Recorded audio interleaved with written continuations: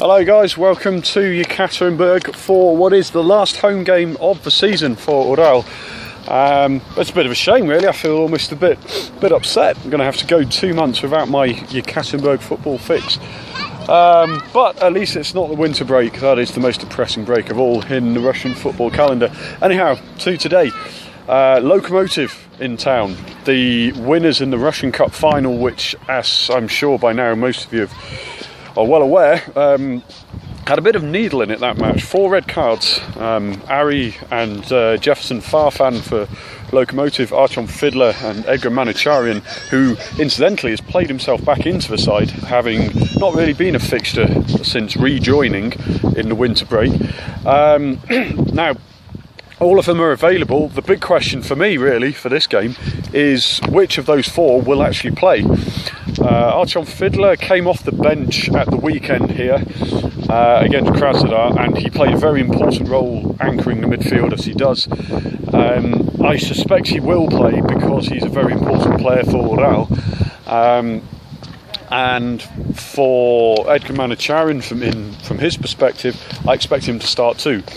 Now, in terms of Jefferson Farfan, I haven't checked, and again, I should have done this before making the broadcast, but to my knowledge, Jefferson Farfan has not played at all, or certainly hasn't played much for Lokomotiv since the Russian Cup final. I don't expect to see him in the lineup today. Now, Ari, he's the one I'm really interested in because he's the one who really completely lost his rag. Roman Pavlyuchenko called him an animal and he shouldn't belong in Russia. And it started to get quite nasty, the commentary, and in that respect. The question is for Yuri Semin, does he really need to risk the controversy of Ari on the pitch? I'm not saying that just by picking him it's controversial, but it's just a risk, isn't it, really? I don't think they really need to. They're safe, they've got their Russian Cup win, they've got the European qualification, so I just think it would be inviting trouble. However, he is a very effective player. He's got 10 goals this season. Only Quincy Promes, Artyom Zuba and Fyodor Smolov have scored more than him this season. So just in the interest of this game, depends how much personal pride Yuri Semin has in the result. Bit of a balancing act, that one. So personally I'm not sure, but I think it's on the knife edge, that one. Well, like I say, we're, 2 hours before kick-off. Just got to show my press pass there. Yeah, but in terms of game though, so like I mentioned, Lokomotiv are safe. They've got no real need to be, well, there's no urgency about it. They're safe from relegation. Nothing to play for. Ural, on the other hand, okay, they are 4 points clear of relegation now, so they gained a point on the 3 highest placed teams in the relegation zone. They've got an extra point after that with Krasnodar. So what they know is mathematically it's really quite simple. They win today, and there's absolutely, it doesn't matter, pardon me, what happens in the other games. They would definitely be safe. Personally, I think they could probably even lose the last 2 and still be safe, but you don't want to leave it up to other people. So there is that extra bit of motivation for Ural. Now, any of you who are following my coverage at the weekend for the game against Krasnodar will know that the weather was absolutely insane. Just like it is now, if you can tell behind me, a bit of cloud cover, but it's actually very sunny. It's very bright. I'll go this way so you can actually see what's going on. There's the stadium behind me. We're, like I say, 2 hours before kick-off, so basically none of the fans are here. Some Lokomotiv fans behind me over there, I don't know if you can see.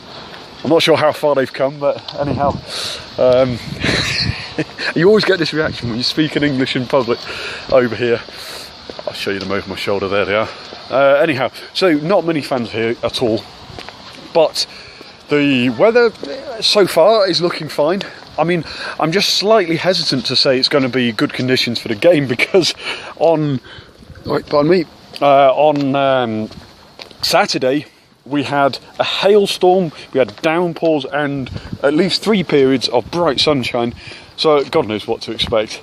Now usually, in fact I'll turn it round, you see the sky behind me, that's the direction the weather usually comes from here, so you can see there's a fair bit of cloud cover, but it's quite white fluffy clouds, so hopefully we'll have good conditions for today. That's about as concrete as I'm able to give you at the moment. Okay, that's about 5 minutes, so that'll do my walk to the ground preview video. In terms of the actual result, we'll finish on that then. Guys, if you're looking at this video on the Russian Football News Facebook page, please do comment below with your predictions, how you see the game going, if you think there'll be any controversial flashpoints, any questions you might have perhaps. I'll be back later with team news when that comes out in about an hour's time. But for now, guys, thanks for watching. I hope you enjoy the coverage that I will do for the game, and I will see you later. Bye-bye.